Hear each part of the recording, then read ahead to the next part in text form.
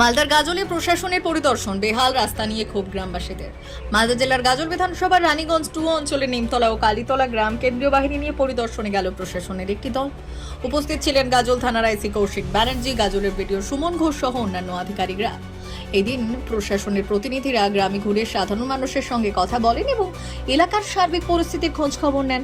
স্থানীয় বাসিন্দারা তাদের কাছে দীর্ঘদিনের রাস্তার বেহাল অবস্থার অভিযোগ তোলেন। তাদের দাবি, প্রতি নির্বাচনের আগে প্রতিশ্রুতি মিললেও বাস্তবে রাস্তার কোনো উন্নতি হয় না। সামান্য বৃষ্টিতেই রাস্তা জলে ডুবে যায়, ফলে স্কুল পড়ুয়া থেকে শুরু করে কৃষক, শ্রমিক সকলেই চরম ভোগান্তির শিকার হন। নিত্য প্রয়োজনীয় জিনিসপত্র আনা নেওয়াতেও সমস্যার মুখে পড়তে হয়। অভিযোগের প্রেক্ষিতে বিডিও সুমন ঘোষ জানান, নির্বাচন প্রক্রিয়া শেষ হলে বিষয়টি খতিয়ে দেখে প্রয়োজনীয় ব্যবস্থা নেওয়া হবে।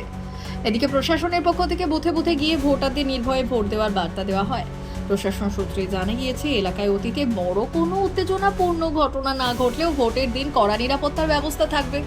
শান্তিপূর্ণ ও নির্বিঘ্নে ভোট সম্পন্ন করাই প্রশাসনের প্রধান লক্ষ্য।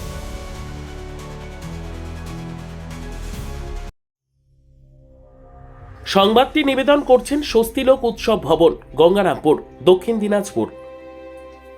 রানীগঞ্জ 2 জিপি। রানীগঞ্জ 2 জিপি।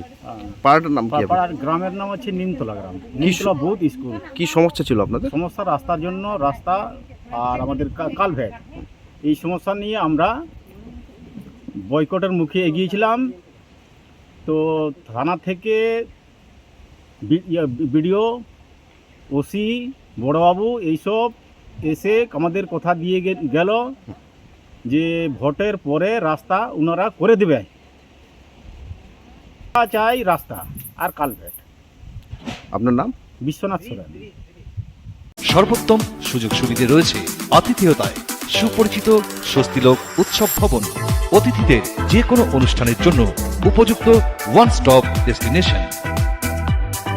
আমরা আপনার বিশেষ অনুষ্ঠানটিকে অবিস্মরণীয় করে তুলি।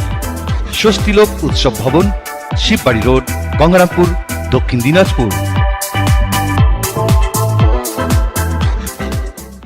রানীগঞ্জ 2 গ্রাম পঞ্চায়েতে এসেছিলাম এবং সেখানে আমরা প্রথমে নিমতলা গ্রাম এবং তারপরে কালীতলা গ্রামে এসেছি। দুটো জায়গাতেই আমরা মূলত আজকে এসেছিলাম হচ্ছে নির্বাচন সংক্রান্ত, নির্বাচন কমিশনের, ভারতের নির্বাচন কমিশনের যে নির্দেশ আছে সেই নির্দেশ এখানকার সাধারণ মানুষ যারা রয়েছেন, ভোটার যারা রয়েছেন তাদের জানাতে এসেছিলাম যে নির্বাচন কমিশনের এবারে নির্দেশ হচ্ছে প্রত্যেক মানুষ অবাধে শান্তিপূর্ণভাবে নিজের ভোট নিজে দেবেন, সেই পরিবেশ তৈরি করা হবে। এবং আমরা এখানে এসে জানতে পারলাম যে এনাদের কাছে যে এখানে বরাবরের জন্যই শান্তিপূর্ণভাবে ভোট হয়, এখানে কোনো রকম কোনো অশান্তি নেই। তথাপি ওনাদেরকে জানানো হয়েছে যে যদি কোনো রকম কোনো অশান্তি হয়, কেউ যদি ভয় দেখায়, প্রলোভন দেখায়, তাহলে সঙ্গে সঙ্গে পুলিশ প্রশাসনের কাছে তারা যেন জানান, তাহলে সঙ্গে সঙ্গে আমরা তার ব্যবস্থা নেব। ব্যুরো রিপোর্ট, উত্তর বাংলা সংবাদ।